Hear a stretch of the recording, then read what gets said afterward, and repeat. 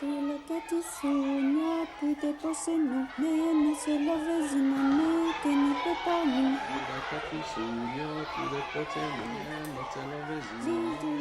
J'avais envie de faire un travail en fait sur l'occitan. Enfin, j'ai des origines, ma grand-mère, ma mère qui parlait occitan. Je me rappelle de ce moment quand j'étais petite où je les écoutais parler en fait, où je ne comprenais pas, et où ces deux femmes parlaient entre elles de sujets qui ne m'étaient pas accessibles.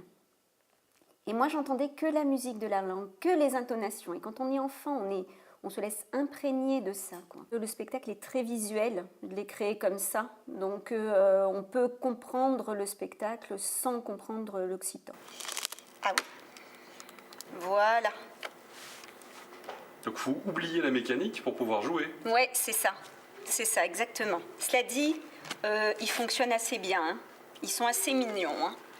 Hop, je leur dis avant de commencer, attention, soyez mignons aujourd'hui, ne m'embêtez pas. L'histoire de Katharina, c'est une femme seule, c'est une figure maternelle en fait, grand-mère ou mère. Et elle est toute seule dans un univers plutôt monochrome. Elle tricote, elle crochette plus exactement un service à thé. Probable qu'elle attend très fort quelqu'un. Mais elle est dans cette solitude, dans ce tracas, dans cette préoccupation. Et en fait, un jour, pang, ils sont là.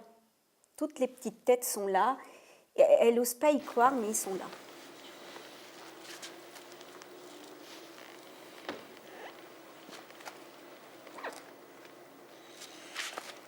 Donc elle leur sert le thé, elle veut leur donner des gâteaux, mais il n'y a plus de gâteaux. Et ça, c'est un drame en fait, parce que toutes les tatas, les mamies dans nos campagnes, quand on y va, on nous offre des gâteaux, on ramène même un paquet de gâteaux. C'est hyper important dans nos campagnes, quoi. C'est cérémonial. C'est ça. Et donc, on va se mettre à faire des gâteaux. Donc, le problème, c'est que rien ne va se passer vraiment comme elle l'entend. C'est-à-dire qu'au fur et à mesure qu'elle met les ingrédients dedans, des éléments de son enfance, des petits personnages de son enfance ressurgissent. C'est beaucoup de l'artisanat, en fait. C'est-à-dire que, il y a des idées fortes, et puis après, on est confronté aux choses. Alors là, c'est beaucoup de la bidouille, apprendre les gestes, réparer des trucs, et comment on va faire ça. C'est beaucoup de la technique, en fait. Voilà, là, on est derrière le décor, donc moi, c'est là où je suis pendant le spectacle. Donc, à manipuler tous les accessoires, c'est-à-dire qu'à chaque fois que le placard s'ouvre, il y a une petite musique. Moi, j'allume. Donc on voit le décor de ce qui va rentrer sur scène, c'est-à-dire le sucre. Là donc c'est la boîte à sucre qui est là. Donc une fois que la boîte à sucre est re-rentrée, j'éteins, je change mon accessoire, je change ça aussi, j'en ai un autre, ils sont tous prêts, là, les uns derrière les autres. Ils sont... Donc après il y a l'œuf, après la farine, le beurre, il y a vraiment un ordre. On a énormément répété, on a beaucoup travaillé parce qu'il y a vraiment, pas dire une interaction, mais il faut vraiment qu'on suive ce qui se passe devant sans le voir. Donc il faut vraiment avoir le spectacle en tête, vraiment. C'est pour ça qu'il faut beaucoup répéter, déjà pour que tout le monde se calme, la musique, la lumière, celui qui joue et moi derrière. Oui, c'est ça. Il faut être complètement libéré des gestes, en fait, pour pouvoir être le personnage. Donc voilà, là j'ai demandé à mes techniciens, donc à Laurence de Mars et puis à Laurent Garnier, de me faire des choses qui puissent convenir au jeu. Je suis à genoux, il fallait pas. Donc on a un décor fait en pop-up.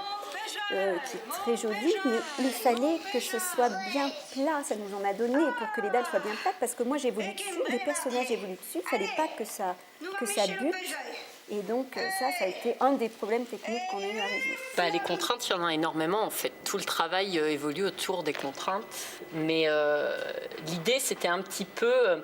En fait, pour moi, le pop-up, c'est quelque chose que j'adore. Je suis très attirée par la littérature jeunesse. C'est vrai que j'ai l'occasion chez moi d'avoir pas mal de livres pop-up que j'ouvre avec mes enfants, que j'ai plaisir à découvrir. Et l'univers pop-up me plaisait. Et je m'étais dit, techniquement, est-ce que j'aimerais essayer de réaliser quelque chose dans ce sens-là ? Donc quand Patricia m'a parlé de son projet, on s'est dit pourquoi pas mêler cet univers à l'univers pop-up, ce qui permet aussi d'évoluer au niveau de l'écriture. Parce que des fois, moi, je peux lui proposer aussi des petites choses à l'intérieur des pop-up qui font que elle, ça lui servira pour l'avancer dans son écriture.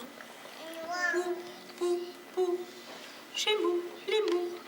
As-tu de tabac? Nous. Ni terre, ni main, ni terre, ni main. Pou, pou, pou. Grapao, as-tu du cacao? Et je pense que chaque adulte devrait idéalement retourner, regarder son enfance bien droit dans les yeux et se réconcilier avec l'enfant qu'il était. Je pense que c'est une condition essentielle pour être un adulte en paix et pour être un parent heureux aussi.